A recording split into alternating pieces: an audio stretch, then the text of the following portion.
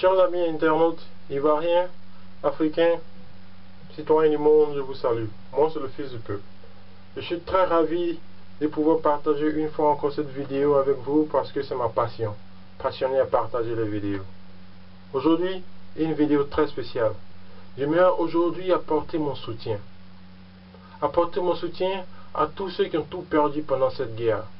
À tous ceux qui ont perdu un parent ou un proche pendant cette guerre. À tous ceux qui ont perdu leurs biens pendant cette guerre.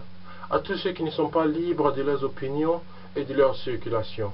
À tous ceux qui sont emprisonnés injustement. Mon soutien à tous les prisonniers politiques en Côte d'Ivoire. Mon soutien aux exilés ivoiriens résidant au Ghana, au Libéria, en Guinée et beaucoup d'autres pays dans le monde entier. Mon soutien spécial à la voyageuse de la liberté. Cette jeune fille aussi brillante, qui a ce courage d'afficher ses peines et ses douleurs à travers son blog intitulé Les Chroniques d'une exilée. Chère demoiselle, je suis votre abonné. Sachez que je viens régulièrement sur votre page pour comprendre les douleurs qui ravagent le cœur des exilés. J'aime vos chroniques et j'admire votre bravoure. Pour ceux qui ne comprennent pas mon histoire, ou ne connaissent pas mon histoire, qui ne sont pas familiers à mon histoire, c'est que très bientôt je serai anglophone. Je parle beaucoup plus l'anglais par rapport au français. Donc quand je suis tombé sur le blog de cette jeune demoiselle, le Chronique des exilés, j'ai été vraiment charmé. Parce que son blog était clair. Elle exprimait ses idées de manière fraîche pour pouvoir comprendre. Voilà pourquoi je voulais lui apporter un soutien spécial. Parce que son blog reflète au fait les peines et les douleurs que beaucoup d'Ivoiriens qui sont exilés ressentent. Je sais qu'elle est exilée, mais elle a mon support. Et j'aimerais vous inviter tous à aller visiter son blog, y participer et la soutenir. Le blog, c'est le Chronique des exilés. Si vous me permettez, et si elle me le permet, je vais lire un extrait de son blog.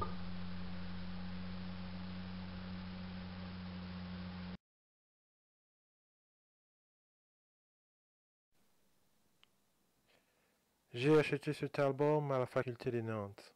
À l'âge de 14 ans, j'ignorais tout de la politique à l'époque. Je l'ai écouté, cet album, avec beaucoup de passion, et j'ai pleuré à chaque fois que j'écoutais cette chanson qui portait le numéro 10. Tout va bien.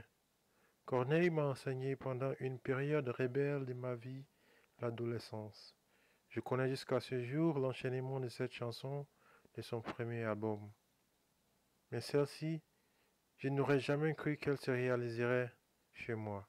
J'ai vu des enfants fuir sans où aller, courir avant même de savoir marcher, venir au monde et déjà orphelin, venir au monde sans lendemain certain. La première fois que j'ai pris conscience de l'horreur que vivait mon pays pour l'amour passionnel d'un fauteuil, j'avais 15 ans. Je vivais égoïstement ma vie d'adolescent sans me préoccuper de ce que pouvait vivre mon peuple. Moi, j'avais mes avis, ma vie sociale, j'étais une fille de cocody. Jamais je n'avais mis mon pied à Bobo, et pour n'en parlons pas. Je ne savais même pas où menait l'échangeur après Agban. Mon père savait que me parler ne servait à rien, mais la chose que j'aimais faire était lire. Alors, il m'a donné à lire. On a commencé avec les livres qu'on peut considérer comme classiques. L'Iliade et l'Odyssée me passionnaient. Ensuite, on a enchaîné sur le livre d'histoire, puis la philosophie. Quand je finis de lire tout ce qu'il considérait utile pour mon éducation, il me donna le livre sur la colonisation. Il me fit lire des films sur l'esclavage, sur Martin Luther King, sur Malcolm X. Il m'a laissé devenir curieuse de tout et sur tout. Il me racontait pendant des heures comment il travaillait avec Félix Houphouët-Boigny et comment était ce grand homme.